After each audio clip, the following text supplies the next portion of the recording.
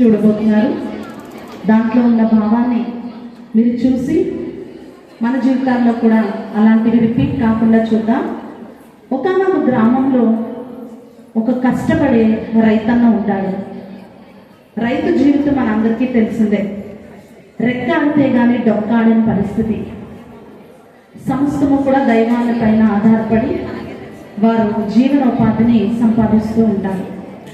అయితే మీరు చూస్తున్న ఈ రైతు తన బ్రతుకు కాలంలో తన జీవితం అంతా కష్టం మీద ఆధారపడతాడు. కానీ కష్టం వల్ల కడుపు నిండుతుంది కానీ గుండెల్లో సంతోషం లేదు. ఎందుకో తెలుసా?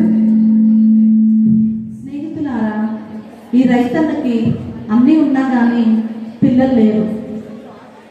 సంతానం లేకపోవడం వల్ల కష్టపడుతున్నాడు కానీ గుండెల్లో సంతోషం లేదు. కానీ చాలా సంవత్సరాలు ఎదురు చూశాడేమో ఒకరోజు తన కష్టానికి సంతోషంగా ఒక మంచి సమాధానం దొరుకుతుంది. అదేంటో చూడండి.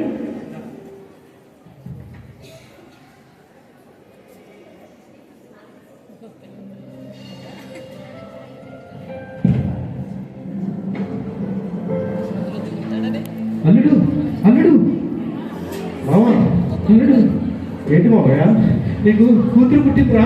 అవునా? నాకు శుభం చెప్పమయ్యా. కానీ నా కూతురు చనిపోయిందిరా. ఏంటి మామయ్య? నా కూతురు చనిపోయిందిరా. నీ భార్య చనిపోయిందిరా. అల్లుడు ఏంటి మామయ్య నీ కూతురు?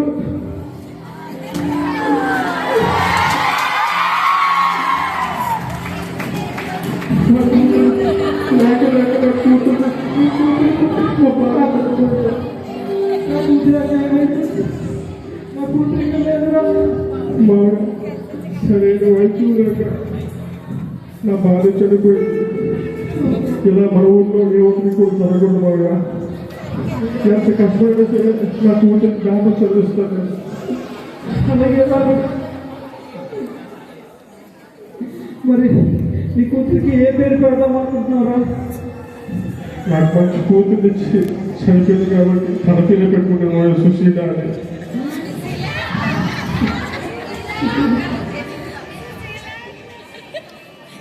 చక్కని ఆడపిల్ల పుట్టినా కానీ తన భార్యను కోల్పోతాడు. అయితే తన కూతురు సరైన వైద్యం లేకపోవడం వల్ల చనిపోయిందని చెప్పి తన మామగారు తన అల్లుడితో చెప్తాడు.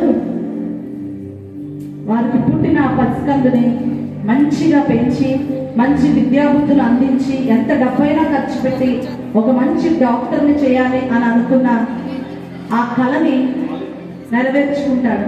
అలాగే ఆ పాపని చక్కగా పెంచి పెద్ద చేసి చదివించగా ఆ కుమార్తె కూడా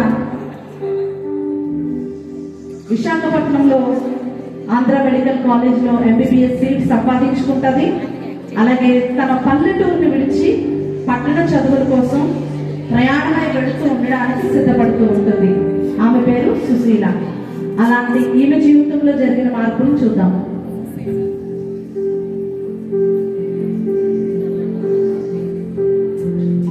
సుశీల, మా ఏం చేస్తున్నావు? నాన్న, అదే కాలేజ్కి వెళ్ళాలి నాన్న, చదువుకుంటున్నాను నాన్న.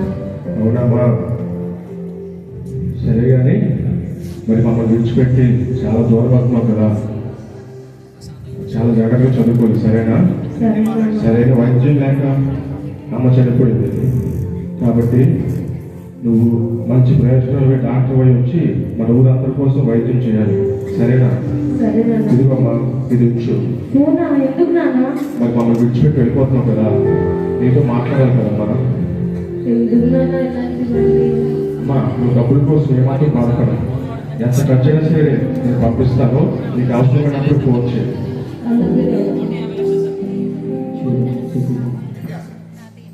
మీ నాన్న ఎంత కష్టపడి నేను చదివించాడు మీకు తెలుసు కదా.